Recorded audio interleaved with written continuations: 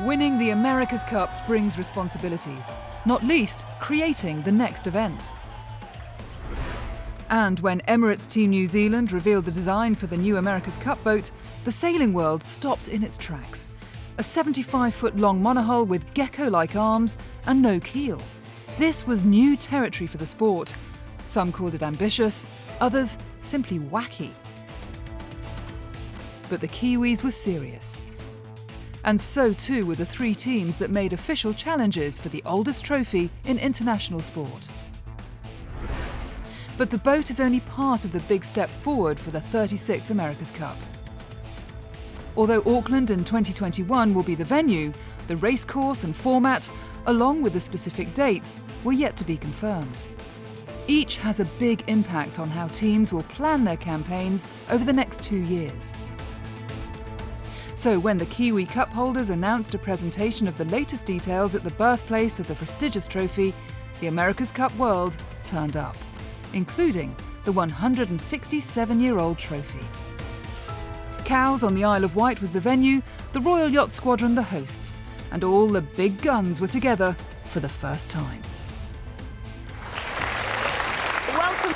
Today we're celebrating the overture of the 36th America's Cup, which has been in play for 167 years. Well, it really marks a milestone. I mean, yes, we won the Cup a year ago, over a year ago, and it's been running since, but we needed to mark the start as such. And what better place to come to than where it all began, 1851.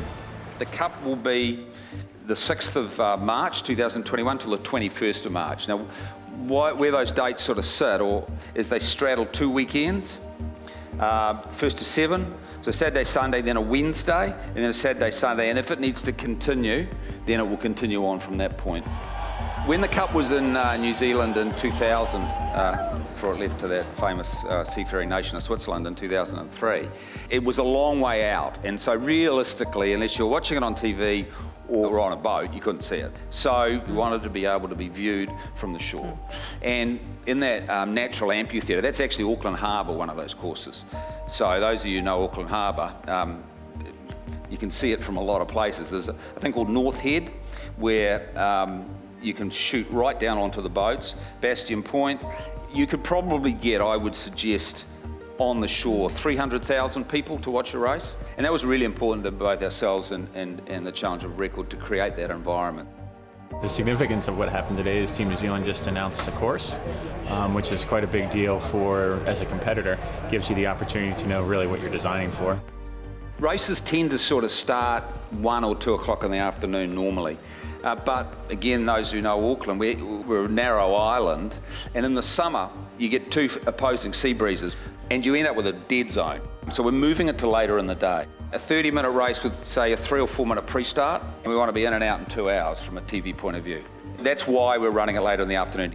The challenger Record Luna Rossa, the defender Team New Zealand, they're really writing the script for this event, and we've got to try and keep pace with them and adjust our programme, adjust our strategy as we get that key information.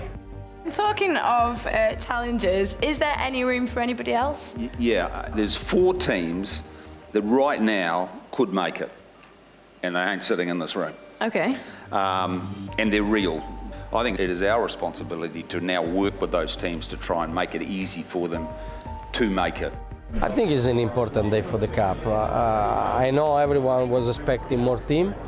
I'm pretty confident there will be a few more coming in the next couple of weeks, and it's day one basically of this era, of this new campaign, of this new America's Cup, and I think there is a lot of excitement. I think I never saw so many journalists in the last few years for a press conference of the America's Cup, so I think that is already a great result.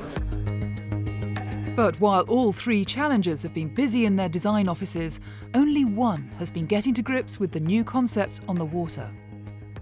We've been out in our 28-foot T5, as we call it, test boat, and that's been really invaluable for us to get out in this new concept of boat, see how it performs, both from a sailing perspective, but probably more importantly for the designers to see how the boat performs, to be able to feed back to our design programs, our simulation programs. When we slow down or we lose control of the foils, and inevitably we seem to end up swimming around. So thankfully we purchased some dry suits at the beginning of the summer, and they've been very useful. You know, all of the teams have been out there watching us. There's no reconnaissance rules, so there's nothing we can do about that. But you know, for sure, the learning is for us is first hand, and we'll make developments from that and use that. And the others, to a certain extent, are still guessing what we've learned, what we're up to, and what's coming next. So when will the new boats appear? The first of the next protocol things is the launching date, which is March next year. No one's going to launch in March next year. Well, we'll see. We're not going to launch in March next year. And everybody has to do the first regattas, all the regattas actually, but they're in September next year. So you'll see boats, my guess is you'll start seeing boats in the spring. And then there'll be a bit of a flurry, you know, of PR, etc. as boats are launched. And that's really where it goes now is, I mean, you're heading into winter here in the Northern Hemisphere. From holograms to a who's who of America's Cup celebrities, the 167-year-old trophy had made a flying visit back to its spiritual home. The 36th America's Cup cycle was officially underway.